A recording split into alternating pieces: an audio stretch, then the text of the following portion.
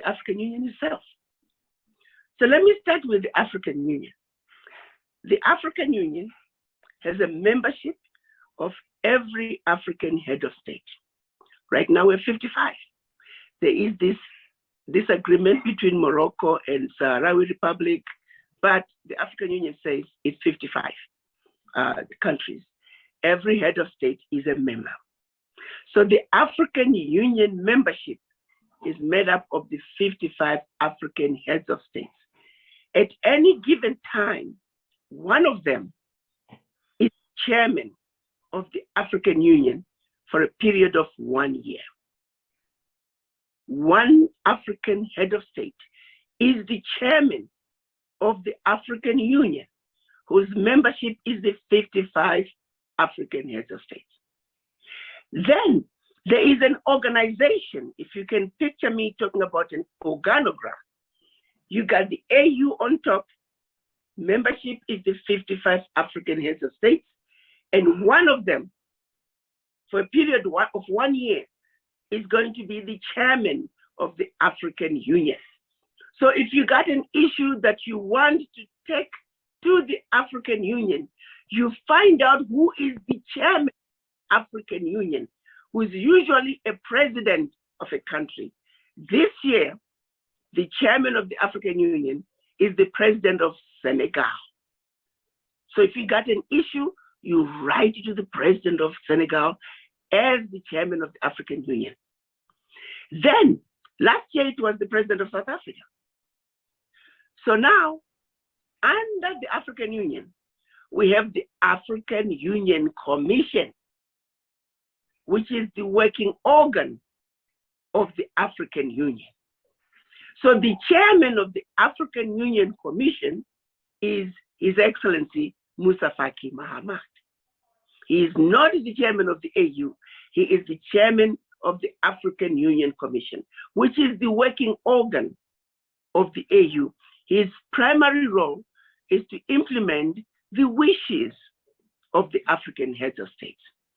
So the heads of states meet and they deliberate, and whatever decisions they come up with, the chairman of the African Union Commission, their role is to implement that. So it's kind of like the administrator of the AU. I wanted people to understand that. The reason that's important is because the issue that we are going to be discussing, which is the 6th region, it is an issue, in our case, we are going to be asking for pathway to citizenship. It's an issue that is a heads of states issue, not an African Union Commission issue. Remember, the Commission only implements the wishes of the African heads of states.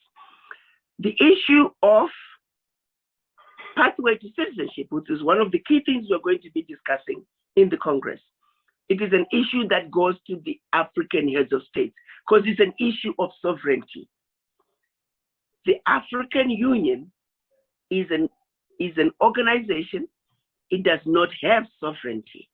So the African Union cannot give citizenships to anybody because African Union is a membership organization. It does not have sovereignty. Moreover, the Constitution of the African Union clearly states that the African Union cannot interfere with the affairs of the member states. So the issue of citizenship is a sovereignty issue that can only be made a decision of by that country. However, collectively, as the member states, through the African Union, they can agree to our demands when we meet, but they still have to take those demands through their own parliament in their government for the parliament to approve or disapprove. It's very important that you understand. It is not the African Union that gives citizenship. They can agree as African heads of states, but the final decision is based on whether or not that president's parliament approves whatever it is our demands are. So, what is the 6th region? So that is the African Union. African Union, African Union Commission, president of a country, that's the chairman of the African Union, the chairman of the AU. African Union Commission, that is the chairman who is the administrator of the wishes of the African heads of states through the AU. What is the sixth region? Let me start by talking about the Pan-African Congress. Even before 1900, the likes of W.B. Du Bois and many others were crying to come back home to Africa. They wanted to figure out, how do we go home to Africa? Starting around 1900, the voices of W.E.B. Du Bois became louder. By 1919 rather, Britain sponsored the first Pan-African Congress as a way of saying, we hear the cries from the children of Africa, descendants of the formerly enslaved. How do we begin to repatriate our children, to get them to engage? Now, we are not saying, go back home to Africa, move to Africa. I mean, if you want to move to Africa, you're welcome to. We were basically saying, how do we participate in the development of Africa? How do we go home if we want to? How do we reconnect? So it is between 1919 and 1974, a total of 5 Pan-African Congresses were held. 3 were held in the United Kingdom, different times, of course, most of them over a decade apart. 2 of them were held in London. 1 was held in Manchester, United Kingdom. 1 was sponsored by France. It was held in Paris. And the other one was held in the United States, in New York City. Again, there were conversations, but there were no deliverables. By 1974, President Julius Nyerere of Tanzania, realizing that the conversation about the children of Africa in the diaspora must be held on the continent. So he called, sponsored, and hosted the first ever Pan-African Congress, which was held in Dar es Salaam, Tanzania. Once again, we met and we talked. There were no deliverables. 20 years went by, and then by 1994, President Museveni of Uganda, again felt that this was a very important issue. The cries from the children of Africa in the diaspora, the voices were getting louder. So President Museveni sponsored the 7th Pan-African Congress, which was held in Kampala, Uganda.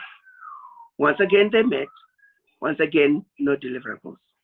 But what President Museveni did after that, he created the Secretariat for the Pan-African Congress. And also, he became the patron, the global patron for Pan-African Affairs, which is again now housed in Kampala, Uganda. 2012, Pan-African 8 was sponsored by South Africa. There were some issues, for whatever reason, that was announced. Attempts were made again in 2015 in Accra. Same thing, there were issues, and that was announced. So PAC 8, Pan-African Congress 8, was announced. And so it is the cries for the children of Africa in the diaspora continue to get loud. Let me take you back a little bit. By 2002, the African Union is listening to the voices of the children of Africa in the diaspora. The African Union is talking and trying to figure out, how do we begin to incorporate our children? So when they were transitioning from OAU to AU in 2002, there was also an opportunity to amend the constitution. So the African heads of states incorporated the 6th region, and it is defined as all people of African descent living outside Africa. So now by 2002, we are now in the constitution of the African Union. We are now on the table. And so it is that the sixth region became official. But that is it, my brothers and sisters. That is the extent of what has been done pertaining to the sixth region. The African Union has not done anything else apart from incorporating it into the Constitution back in 2002. Now, during my travels, when I was doing my 7-country tour, looking for a headquarters for ADDI, I met with some heads of states. But one particular former head of state took me to school because I was challenging him and saying, with all due respect, Mr. President, you all incorporated the sixth region as part of the AU Constitution. You defined us as all people of African descent living outside Africa. I said, one, you made one assumption. This definition is too general. It makes an assumption that somebody like myself, who is a continental African born with a citizenship in Africa, that I'm at the same status as an Afro-Latino, Afro-Caribbean, or Afro-American. That's not fair because I have a second citizenship in Africa. They don't. And yet the definition is very general. All people of African descent living outside Africa. So I was in my attack mode and I thought I was really going to take him to task. And then he took me to school. And that's when he gave me the history of the Pan-African Congress. And he concluded by saying, we as the African heads of states, we have done our part. We have incorporated the sixth region into the constitution of the African Union. Now it is up to you, disorganized African diaspora, to come together and tell us how you want to organize yourself, what you want from us. He says, we've done our part, but all of you are too organized, you disorganized. You don't get along. You take people, in his case, he was talking about his particular country. I won't mention which country. He said, now all people don't get along when they are in the diaspora. They are divided. Religious lines, tribal lines, and forget trying to say one country to the other. So he said that has been the issue. The disorganization among the African diaspora is what has kept you, the sixth region, from putting together a truly representative group of diaspora from all over the world. If there are people in India, bring them to the table. People of African descent can meet the Pauline, can you please mute yourself? Ladies and gentlemen, when we have a presenter, we appreciate everybody staying on mute so that we hear what is being said. Thank you.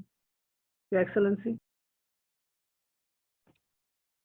So his issue to me was, Ambassador, if you can find a way of bringing all people of African descent, representatives from every corner of the earth.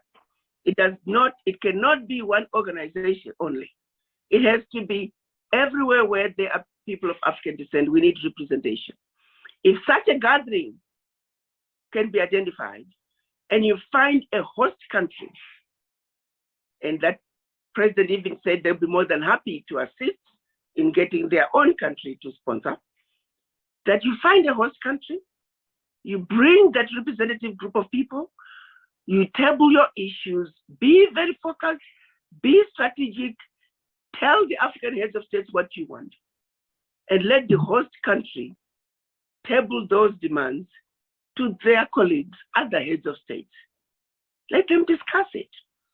But he said, I can assure you, if you guys bring to us reasonable demands, we'll approve, we'll agree. And of course, the final decision will come from when each head of state goes back to their own country, puts everything through the parliament for ratification. But first things first, we are part of the AU Constitution. Now we need to come together. We need to have a representative group of people who then talk about what we need. In our case, we need to have the sixth region established just like the other 5 regions. But we must meet and deliberate. That's one of the issues we're going to be talking about. We look at the structure for ECOWAS, we look at the structure for SADC, the structure for East Africa, Central Africa, North Africa. We want to be just like. Another thing was the headquarters for the sixth region must be in the sixth region. Just like the headquarters for ECOWAS is in ECOWAS. The headquarters for SADC is in SADC.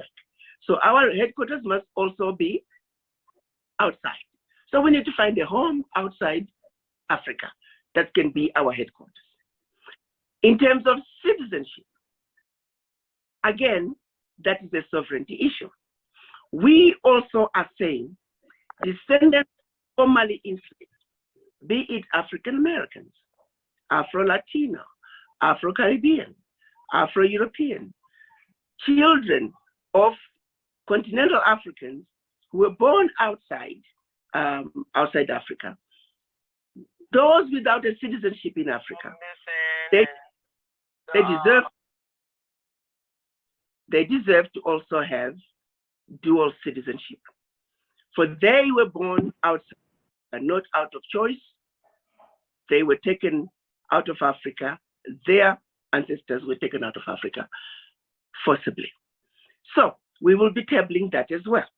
Pathway to citizenship. There are various options. Of course, we would like to say one shouldn't have to really pay to go back home.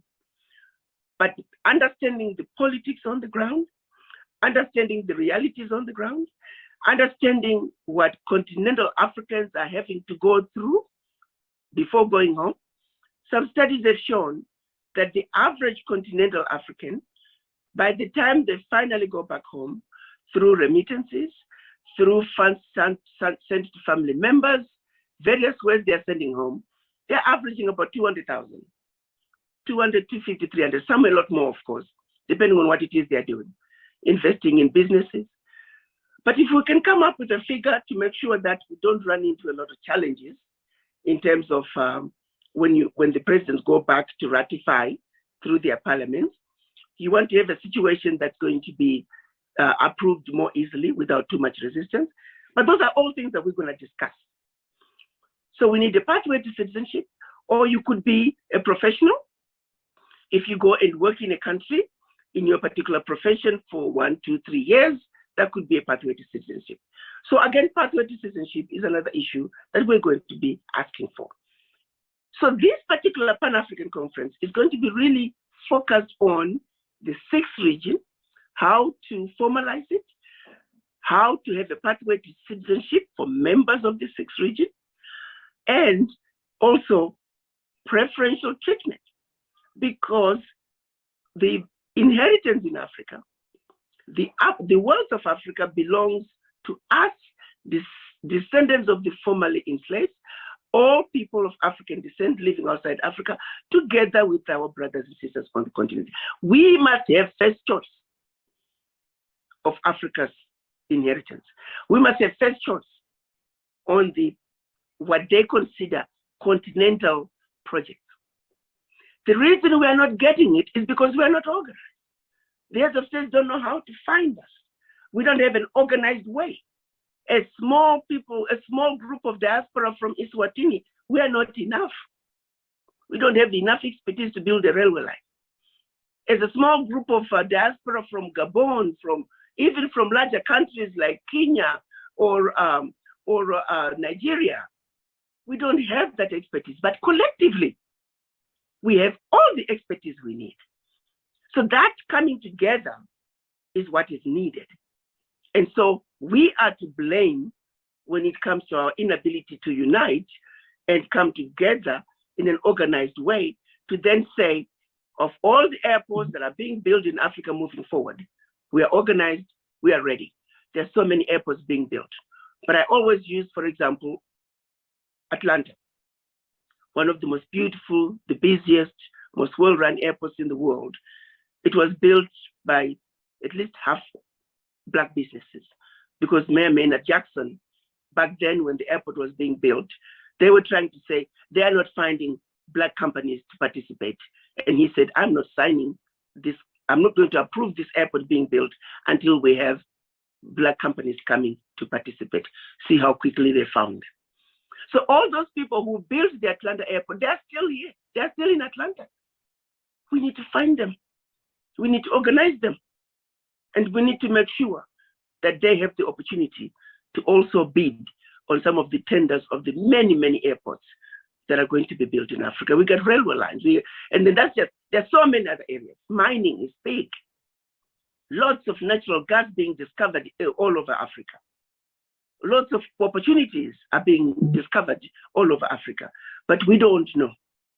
And so we are automatically excluded from participating. So preferential treatment to international contracts, we're going to be demanding some of that. So those are the issues that we're going to be looking at as we meet to discuss during the Pan-African Congress. And so I wanted everybody to be very, now there are other issues that could be discussed outside that narrow priority of the sixth region and how we want to incorporate into the development of Africa, how we want to participate in the development of Africa. But our main focus for this particular conference is going to be the sixth region. So I wanted everybody to understand the sixth region. What does it mean to you? I wanted everybody to understand the African Union and its structure. I wanted everybody to understand, let's say we said the African Union, the sixth region, and Pan-African Congress, why the Congress is important, and why those of you who have the time should try and make time to come to Zimbabwe and participate in this very important Congress. Yes, again, I see somebody has mentioned DNA testing. Again, we can put it in there for discussion to say, should we also use DNA testing as a way of citizenship? We have countries like Sierra Leone that are saying, if you get your DNA testing done and you are from Sierra Leone, they have created a pathway. That's a pathway, but it's a very narrow pathway. We are wanting something that's going to be open to all. That if you walk up, you take the map of Africa, you throw a dart, wherever that dart falls, if that's the country you want to become a citizenship of, there should be a pathway for you to become a citizen of that country. We are simply saying, over 400 years, the children of Africa are still trying to come home. We are not saying, live where you live. No, the African heads of state, the Western world built by slaves. That is African labor that built the Western world. So they're saying you cannot abandon the world that you built. You own both. You are part of both worlds. So yes, you are part of the United States. Yes, you're part of Europe. Yes, you're part of South America, but also, yes, you should be part of Africa. That is all we are saying. Because when it's all said and done, if you're a person of African descent, you are an African, plain and simple, and you deserve to go home if you want. So we're saying 400 years is too long. To this day, there's not a single African country that has a pathway to citizenship for children of Africa, descendants of the formerly enslaved. That is sad, and that has to change. I can tell you the African heads of states are ready to listen to us. All we got to do is create that meaningful unity of purpose. In the Pan-African Congress, we can't thank President Mnangagwa enough for agreeing to host us, of giving us a home for us to have to hold this very important conversation. So that's why we are here today, to discuss and educate each other. And I'm ready to ask any questions that you might have. There are a lot of misunderstandings, misconceptions. I just want to make sure that as we head towards coming to Zimbabwe, and one of the most beautiful countries on earth, really, for those of my brothers and sisters who are coming next week, and of course, I'm looking forward to seeing all of you, you're going to see for yourself that a country that's being labeled as top 10 worst countries to live, top 10 worst countries to invest, it is the exact opposite. And you don't have to believe me. I hope all of you over time, you'll find time to see for yourself. So I'm going to stop here, and I'm sure all of you will have a lot of questions, but this conversation is about informing each other to make sure that when we come to Zimbabwe in April of next year, we are coming in well-informed, armed with knowledge. I yield back to you, Sister Ray. Thank you all for listening to me. Thank you very much, Your Excellency. Just a quick question, Your Excellency. Do you wish to take questions as per 6th Region 101 and the Pan-African Congress now, or do you wish to hold until we have culminated all presentations?